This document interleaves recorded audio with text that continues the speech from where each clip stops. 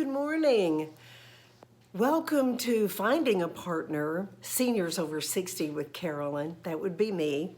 I promised you today we had a very interesting session about a man who I will call ball and chained in Birmingham. Here's what he says to me. Hello, Carolyn. I'm an eligible 74-year-old retired engineer living in a very desirable area of Birmingham. I have investments, savings, and a handsome retirement. I'm ready for marriage, but I don't want a woman too young to remember the Vietnam War or too old to understand evolving technology. I don't want a woman with a lot of debt or baggage to hold her down. A woman who does not have an interest in keeping herself fit, beautiful, and attractive would turn me off.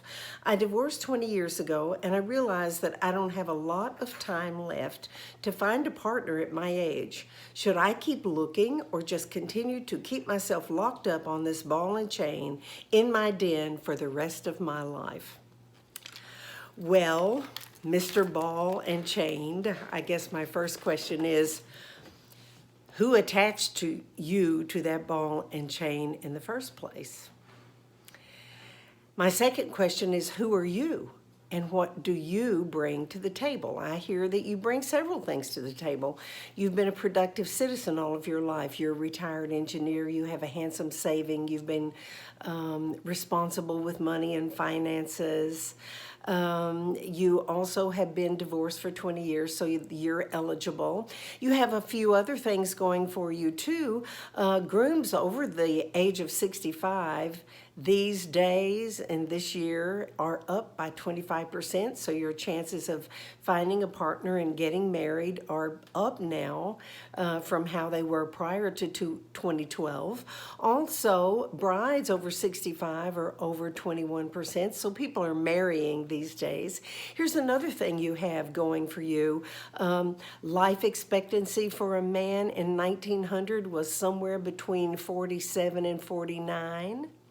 Life expectancy in 1960 for a man was sometime between the ages of 67 and 74.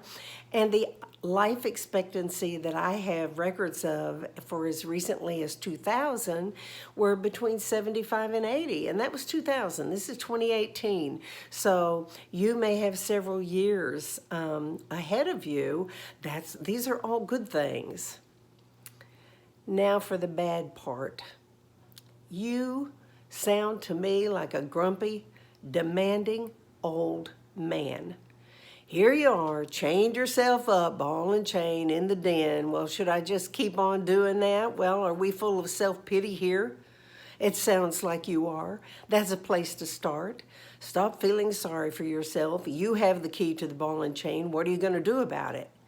Another thing I notice about you is that you seem to be pretty demanding about women. You know exactly what you want, or should I say, you know exactly what you don't want. What do you want? What you want has to be based on who you are. I don't know very much about who you are, except that you seem to be a pretty demanding, grumpy old man when it comes to the criteria that you want when you're going to have a partner. Maybe that has something to do with the fact that you haven't had a partner in 20 years and are not likely to find one. I want you to look in the mirror, Mr. Ball and Chained, in a nice area of Birmingham, and tell me who you are. I don't want to know what you have. I don't want to hear what you want. I want to hear who you are. Look in that mirror. What do you have going for you? Do you have some kindness in you? Do you have some consideration in you? Do you have some ability to be accepting and tolerant of all kinds of different gifts that a woman might bring to you other than the material things that you mention about how she's going to look or what she has or does not have as far as baggage or what her interests are or are not? Why don't you open up your mind first and then open up your heart and decide maybe if you could at least get to know some females who do not fit into that stringent and rigid criteria that you have for female. Get to know some people of all ages. See what they can bring to your table that you never even knew existed. You might be out there dancing for all I know, or might be going to a rodeo and get your hands dirty. You might find a woman with all kinds of baggage, like a rock band, comprised of her family or not family. You might go out and sing karaoke and have you a good old time. Loosen up, Mr. Ball and Chain.